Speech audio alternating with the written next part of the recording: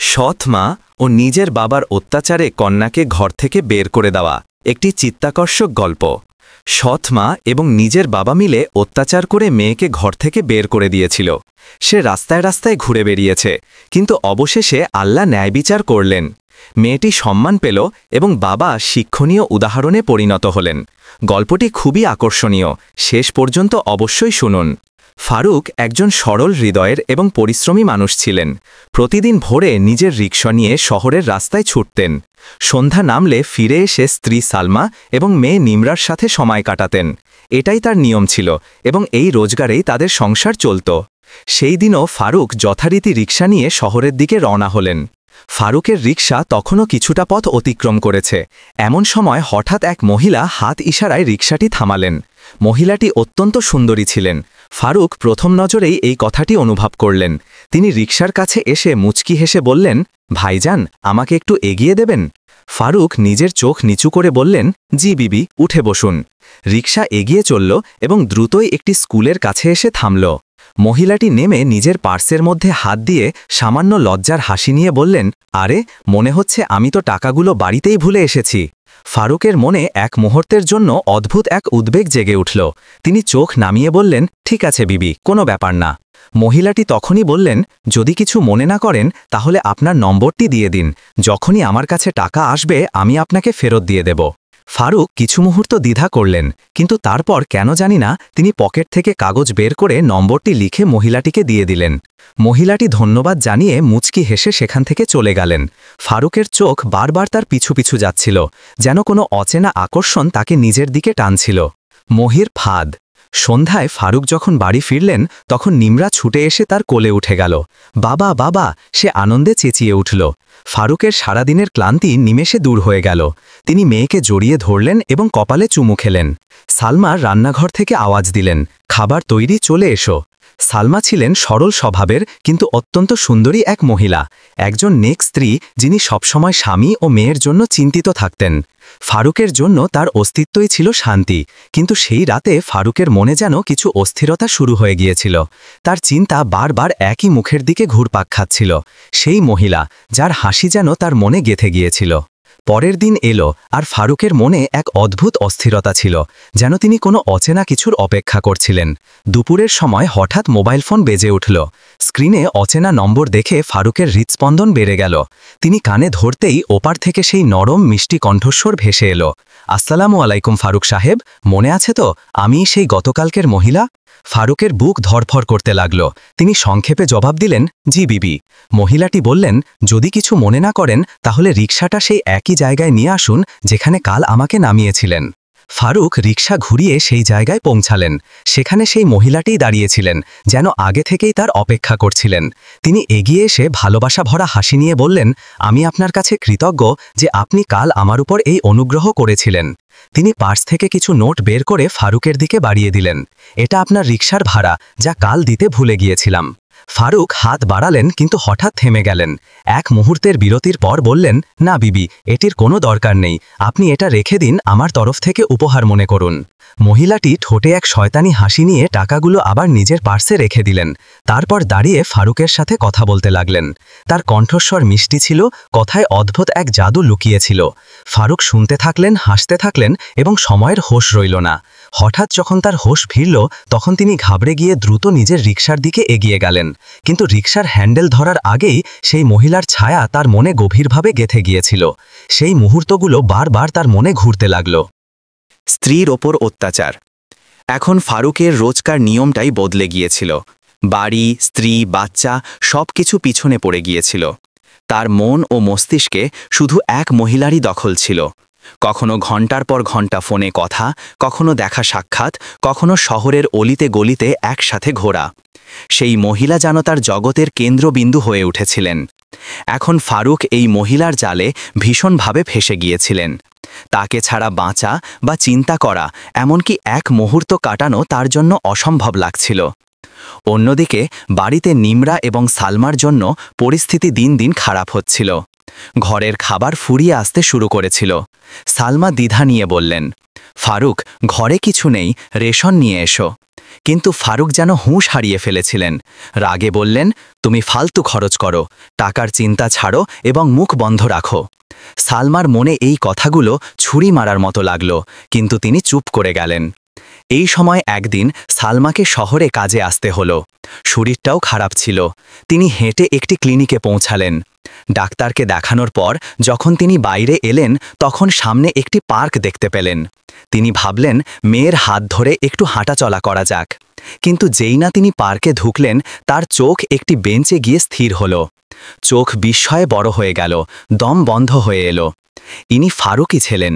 নিজের রিকশা ছেড়ে ঘর ভুলে গিয়ে এক অচেনা মহিলার সাথে বসেছিলেন।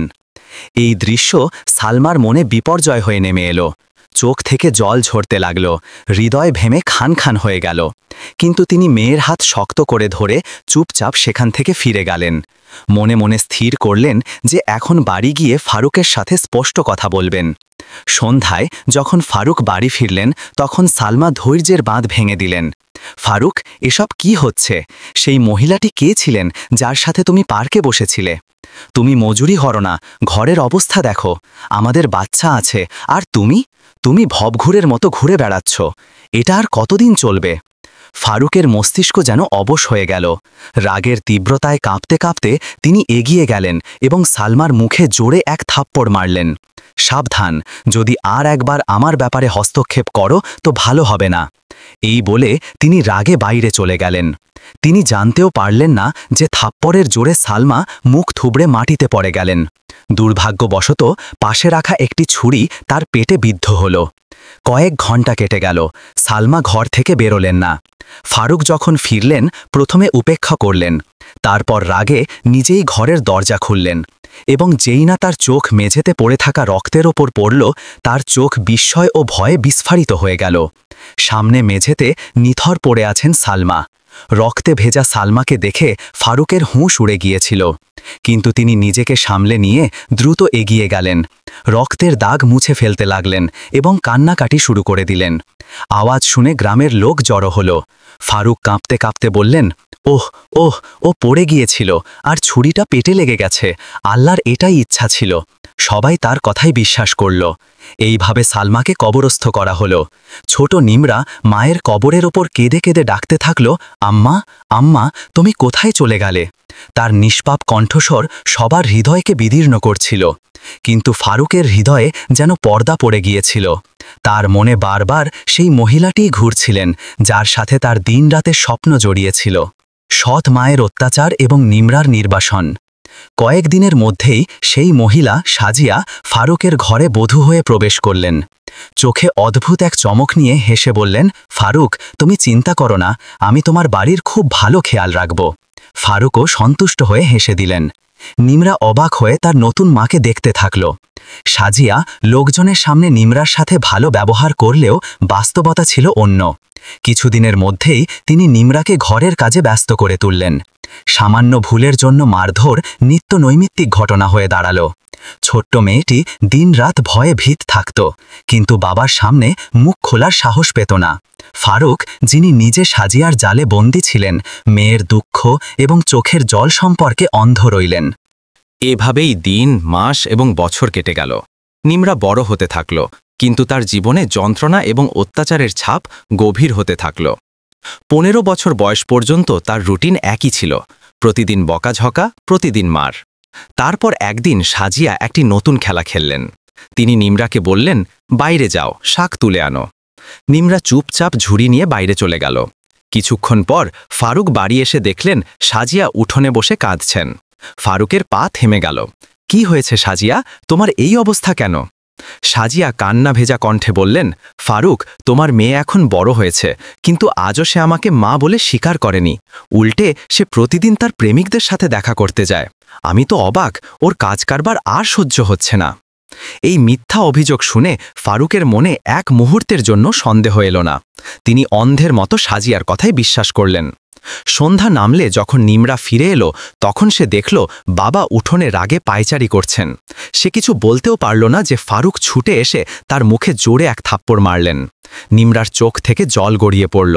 ফারুকের রাগ যেন আকাশ ছুঁয়ে যাচ্ছিল। তিনি নিমরার উপর চেঁচিয়ে উঠলেন, চুপ কর, আমার সামনে মুখ চালাচ্ছিস, তোকে জ্যান্ত ছাড়ব না।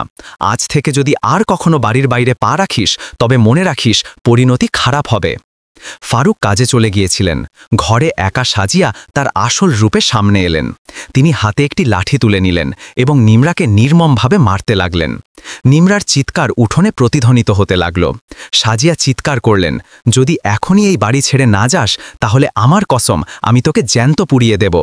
নিমরা কাঁপতে কাঁপতে তার হাত ধরে জোরে ঝাঁকুনি দিলেন, ভাগ এখান থেকে, আর যদি কখনো ফিরে আসিস বা তোর বাবাকে কিছু বলিস তবে মনে রাখিস তোর লাশও চেনা যাবে না।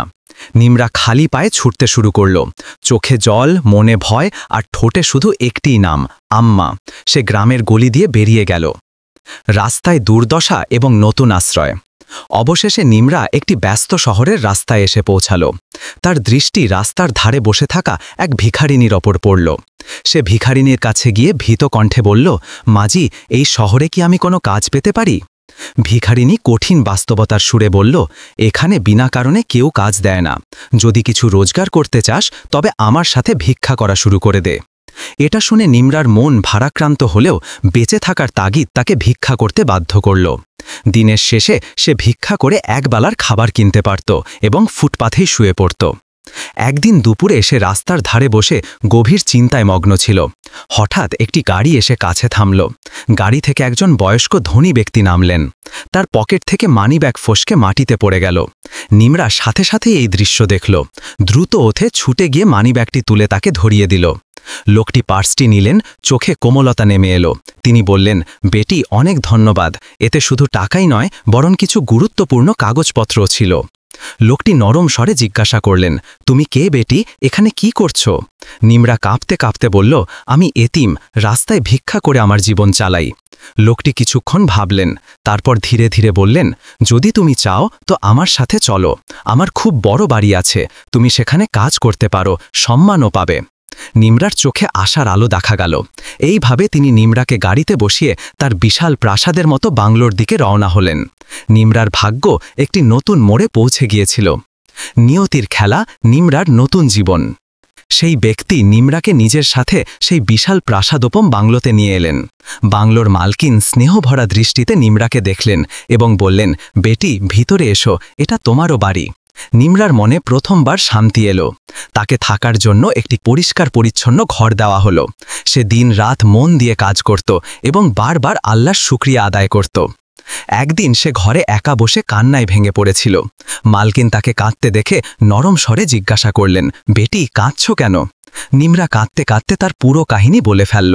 মায়ের মৃত্যু, সৎ মায়ের অত্যাচার, বাবার রাগ, সব শুনে মালকিনের মনে আঘাত লাগল।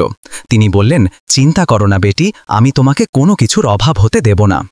এভাবেই সময় কাটতে থাকল। একদিন প্রাসাদে আনন্দের আমেজ ছিল। বাংলোর মালিকের একমাত্র ছেলে শাহরোজ বিদেশ থেকে পড়াশোনা শেষ করে ফিরছিলেন।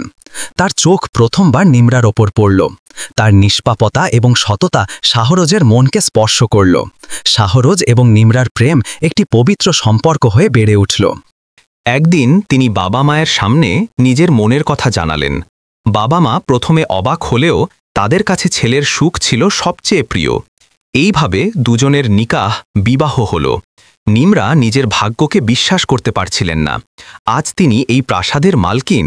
তিনি বারবার মনে মনে শুকরিয়া আদায় করলেন, হে আল্লাহ, এ সবই তোমার অনুগ্রহ। সাজিয়ার চূড়ান্ত বিশ্বাসঘাতকতা এবং ফারুকের পতন। অন্যদিকে সাজিয়া সুযোগের সন্ধানে ছিলেন। একদিন যখন ফারুক কাজের জন্য বাইরে গেলেন, সাজিয়া সঙ্গে সঙ্গে কাউকে ফোন করলেন। তিনি তার প্রেমিকের সাথে সবকিছু নিয়ে পালিয়ে গেলেন। সাজিয়া ফারুকের প্রথম স্ত্রী সালমার গয়না এবং জমি বিক্রির সব টাকা চুরি করে নিয়ে গেলেন। সন্ধ্যায় যখন ফারুক বাড়ি ফিরলেন তখন সাজিয়াকে কোথাও দেখতে পেলেন না। আলমারি খুলতেই দেখলেন ভিতরটা ফাঁকা, গয়না, টাকা সব গায়েব। সেই মুহূর্তে তার চোখ টেবিলের ওপর পড়ে থাকা একটি চিঠির ওপর পড়ল। চিঠিতে লেখা ছিল, ফারুক, আমি আমার প্রেমিকের সাথে চলে যাচ্ছি। আমি তোমার সাথে শুধুমাত্র টাকার জন্য বিয়ে করেছিলাম। আর হ্যাঁ, তোমার মেয়ে নিমরাকে এই বাড়ি থেকে আমি বের করে দিয়েছিলাম। চিঠিটি পড়তেই ফারুকের পা টলে গেল। তার মনে ঝড় শুরু হয়ে গেল। তার মনে পড়ল যে এই মহিলার জন্যেই তিনি তার নেক স্ত্রী সালমাকে হারালেন আর মেয়ে নিমরাকে জালিমদের হাতে তুলে দিলেন। ফারুক মাটিতে লুটিয়ে পড়লেন। হৃদয়ের যন্ত্রণা হঠাৎ বেড়ে গেল এবং তার শরীরে পক্ষাঘাত হল।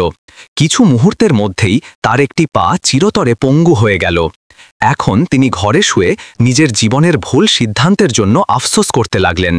কিছুদিন গ্রামবাসীরা সাহায্য করলেও ফারুক এখন তার ভাঙা জীবন এবং পঙ্গু পা নিয়ে একা রয়ে গেলেন।